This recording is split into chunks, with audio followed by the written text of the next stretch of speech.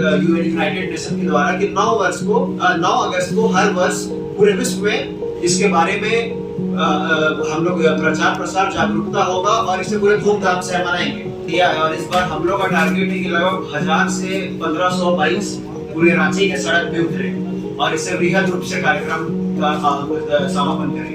आदिवासी ही ऐसा समुदाय है जो प्रकृति की इतने सालों से रक्षा करता आ रहा है, तो इसलिए ये आदिवासी दिवस को बहुत हर्षोल्लास और आदिवासी समाज जो इतने सालों से देश और दुनिया में जो अपना योगदान दिया है उसे उजागर करने का एक अवसर है मेरे हिसाब से, तो इसलिए इसे मनाने की सख्त आवश्यकता है। चूंकि ये आदिवासी ही ऐसा समुदाय है जो प्रकृति की इतने सालों से रक्षा करता आ रहा है, तो इसलिए ये आदिवासी दिवस को बहुत हर्षोल्लास और आदिवासी समाज जो इतने सालों से देश और दुनिया में जो अपना योगदान दिया है उसे उजागर करने का एक अवसर है मेरे हिसाब से, तो इसलिए इसे मनाने की सख्त आवश्यकता है। इस बाइक रैली में पूरे राज्य से कहां से लोग आएंगे हिस्सा लेने के लिए, कितनी जनसंख्या में लोग सड़कों पर होंगे और समय क्या होगा?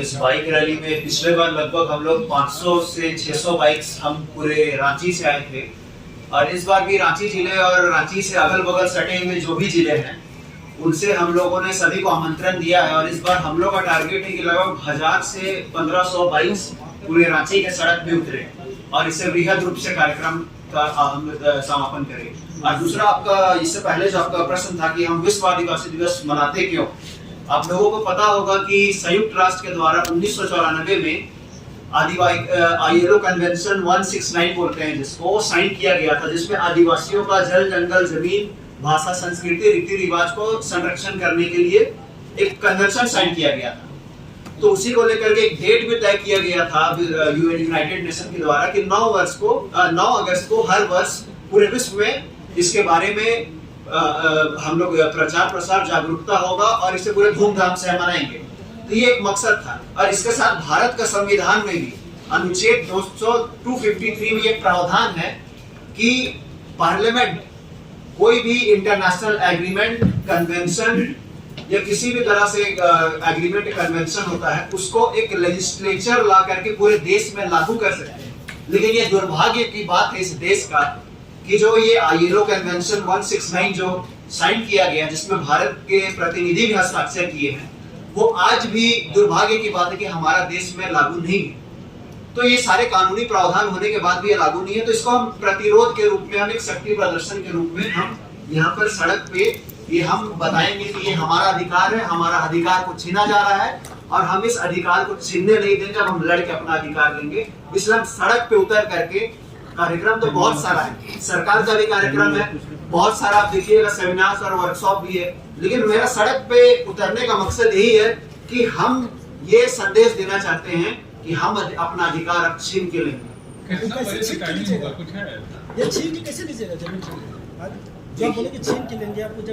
देखिए, छीन के लेने का कहने का मतलब है कि कानूनन रूप से हमारे पास CNT एक्ट है, हमारे पास SPT एक्ट है।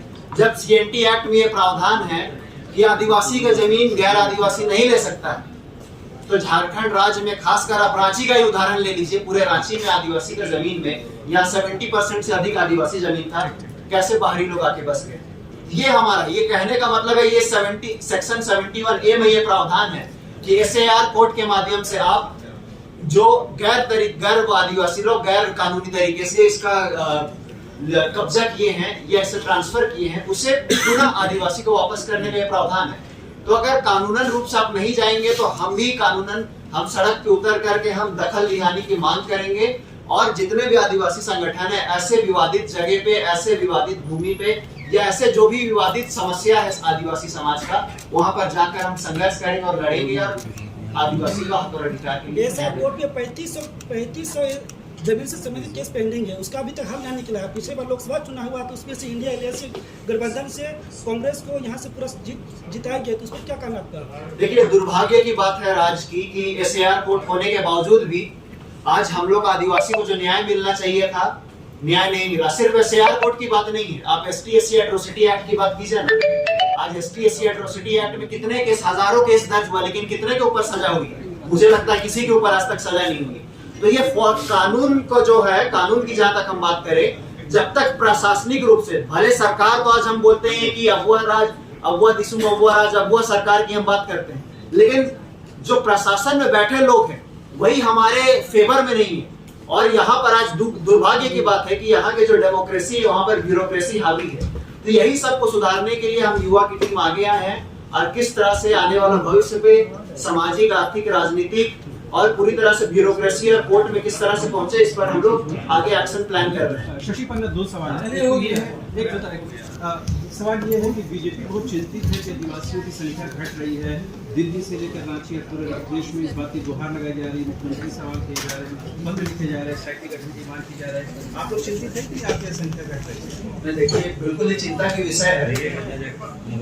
2001 की जनगणना देखिएगा और 2011 का जनगणना देखिएगा, और अभी जो फ्रेश अभी जनगणना होने वाली है, ये बहुत ही हम लोग के लिए एक चिंता का विषय है कि लगातार आदिवासी की जनसंख्या तो बढ़ रही है। अगर 2001 और 2011 में देखिएगा जनसंख्या बढ़ रही है, लेकिन जो रेशियो है बाकी समुदाय के कंपैरेटिवली में, तो हम देखेंगे कि जो ट्राइबल का जो पॉपुलेशन रेशियो है वो हमारे लिए घट रही है। तो ये बहुत ही चिंताजनक बात है।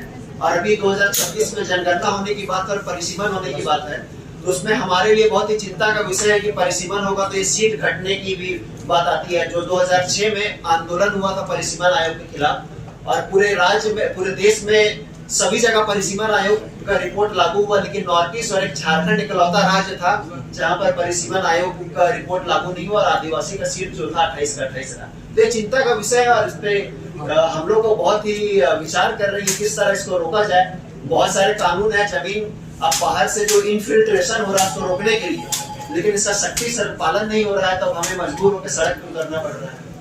इससे जुड़ा एक सवाल है, इस बार 5 एसटी रिजर्व सीट है, तमाम जो लोग हैं वो इंडिया गठबंधन से गए और कहीं कहीं इस बार आदिवासियों ने हिमायत भी की थी इस लोकसभा चुनाव में इंडिया गठबंधन।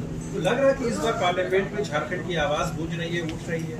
बिल्कुल, पार्लियामेंट में अभी देखिएगा हमारे बीच में सुखदेव भगत जी थे। सरना कोड का जो झारखंड में वर्षों से मांग था, अपना पहले दिन ही जब सवाल रखने का समय आया तो उन्होंने सरना कोड को लागू करने की बात कही।